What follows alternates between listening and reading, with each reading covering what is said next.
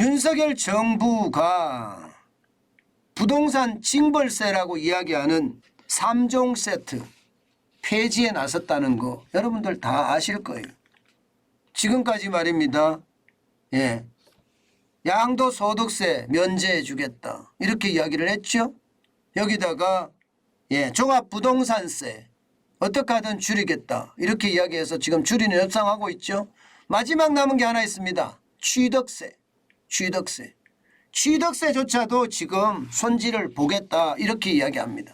그러면 문재인 정부에서 사실상 징벌적으로 때렸던 3종 세트가 모두 폐지될 것으로 보입니다. 이렇게 되면 여러분 아무래도 세금이 줄어들 수밖에 없습니다. 취득세 한번 볼까요? 취득세 보면 여러분도 굉장히 놀라실 거예요. 이걸 한번 보세요. 현행 취득세율은요. 1주택자에게 6억 이하는 1%입니다. 6억에서 9억까지는 1에서 3%고요. 9억 초과는 3%예요. 세상에 집을 사는데 집 샀다고 9억 넘는 집을 샀다고 3%의 세금을 때리는 이런 진짜 바보 같은 그런 행위가 어디 있겠습니까? 말이 3%지 3% 어마어마합니다. 여러분 3927이에요. 2,700만 원 내는 거예요. 2,700만 원. 9억 초과 아파트. 서울에 9억 초과 아파트가 한두 개입니까? 엄청나게 많잖아요. 그러니까 1주택자에게도 세금을 징벌적으로 때렸다 이렇게 이야기할 수가 있습니다. 그런데 2주택자는 더 심합니다. 제가 여러분들한테 늘 말씀드리는 거 있잖아요. 서울 와서 새벽부터 밤늦게까지 열심히 일한 사람들 집 두 채 살 수 있다. 그리고 자식들을 위하기 때문에 열심히 살은 대가로 집 두 채 있을 수 있는데 이 두 채를 산다 그랬을 땐 8%입니다. 만약에 9억짜리 집을 하나 산다면 7,200만 원의 취득세를 냅니다. 이거는 진짜 그냥 제가 쓰겠습니다. 미친 겁니다. 미친 거. 3주택 이상이나 법인이 살 때는 더 심합니다. 12%예요. 12%. 아이고 여러분 10억짜리 집 사는데 1억 2천을 취득세를 내고 누가 집을 사겠습니까? 누가 집을 사겠냐고요. 안 사지 아무도. 3주택 이상이라고 하더라도 12%의 어떤 세금은요. 가혹하기 그지없습니다. 자본주의 사회에서 많이 벌어서 집을 산다는데 적당한 세금을 내는 것은 어느 누구나 용인할 수 있는 부분이에요. 그런데 2주택자 됐다고 8%, 3주택자 됐다고 12%. 진짜 장난 아니죠. 이거 지금 윤석열 정부는 다시 손본다고 합니다. 이런 징벌적인 과세 확실하게 손본다고 합니다. 어떻게 손을 볼 거냐? 이제 봐야지 알지만 분명한 것은요. 1주택자나 다주택자나 이건 이제 완전히 개편한다. 이렇게 이야기합니다.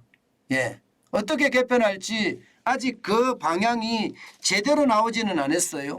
윤석열 공약집에 보면 1주택자는 1% 3% 가는데 2주택자 다주택자 이거 합치겠다. 그것도 12% 이하로 확실히 떨어뜨려야 되겠다. 이렇게 이야기하거든요. 현재까지는 그래요. 현재까지는 지금 확실하게 낮추겠다 이렇게 이야기하면서 말입니다. 1%에서 3% 정도로 낮추겠다. 이게 1주택자든 다주택자든 확실하게 낮춰가겠다. 이게 지금 현재까지의 어떤 이야기입니다. 12%가 아니라 4% 정도? 4%. 지금 아직까지 말만 나오는 단계입니다. 이게 어떻게 될런지는 시장은 열어봐야지 합니다. 정부가 아직 정책적으로 이렇게 개편을 하겠다 이 말은 했지만 아직 어떻게 개편하겠다 이것은 확실하게 내놓은 것은 없어요. 흘러나오는 이야기는 4% 통일하고요. 1주택자는 1%로 가겠다. 이게 현재까지의 어떤 정책입니다. 그래야지요. 1주택 2주택자가 무슨 죄인입니까? 죄인 아니잖아요. 집 가진 게 죄인이에요? 아니잖아요. 저는 이거 빨리 해소해야 된다고 생각해요. 그래야지 집에 안 그래도 지금 추락하고 있는 부동산 시장에 활력소를 좀 줘야 될 거 아니에요. 예, 여기에다가 지금까지 하고 있는 거 있잖아. 양도세 개편안. 지금 2년 동안 유예시켰는데 이건 유예만 시킬 것이 아니라 확실하게 줄여야죠. 이것도 1주택자, 2주택자 이렇게 구분하는 이거 진짜 나쁘다고 생각을 합니다. 여러분 지금대로 세금을 이렇게 가혹하게 매기면 지금 2주택자가 집을 팔라고 하잖아요. 그러면 적어도 말입니다. 예, 65%의 세금을 내야 됩니다. 65%. 가장 많이 내는 경우 말입니다. 3주택자는 75%를 내야 됩니다. 이런 경우가 어디 있습니까? 이런 경우가.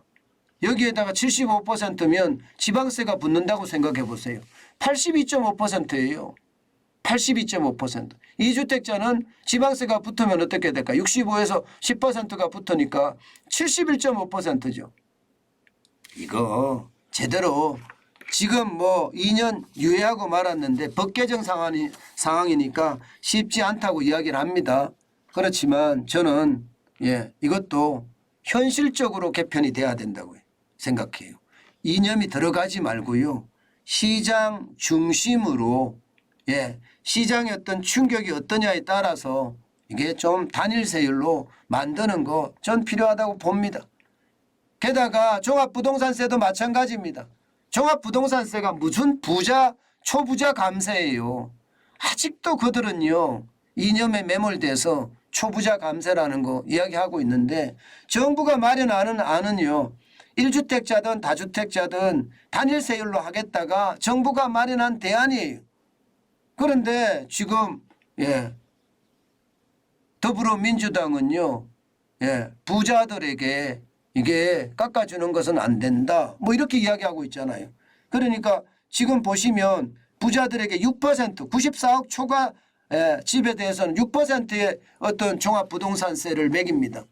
50억에서 94억까지는 5%를 매기고요.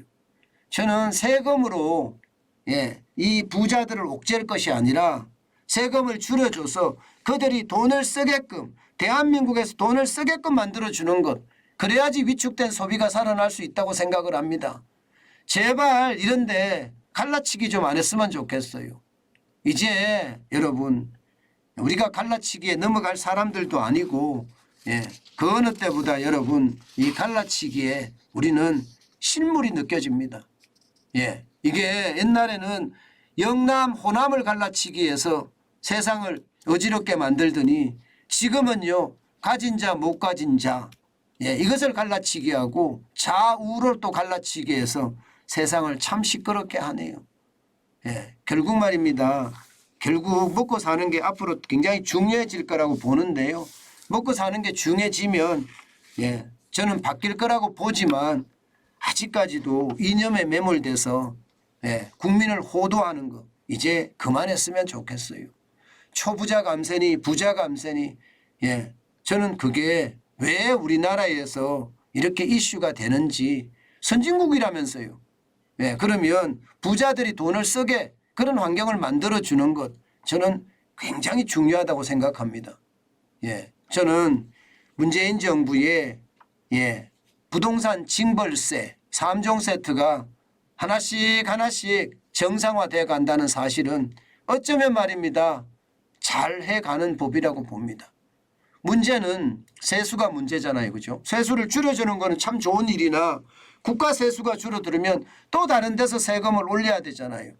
윤석열 정부는 어떻게 하든 기업의 활성화, 기업이 더 많은 수출을 하고 기업이 더 많은 매출을 올려서 세수를 보정해 주기를 바라는 그런 민간주도 성장 저는 적극 찬성합니다. 그 어느 때보다 민간주도가 성장을 이루어내야 된다. 그런 생각 많이 해봅니다. 다행인 것은 그만큼 징벌적 세금이 줄어든다. 세금 폭탄이 없어진다. 가렴주구 정권이 가고 이제는 국민의 정권이 들어섰다. 뭐 이렇게까지 제가 말하는 것은 극찬인가요?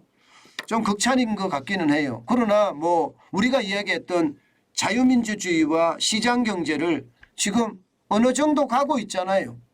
야당의 벽에 막혀서 지금 움직이는 게 좀 느리기는 하지만 결국 빨라질 거라고 저는 생각합니다.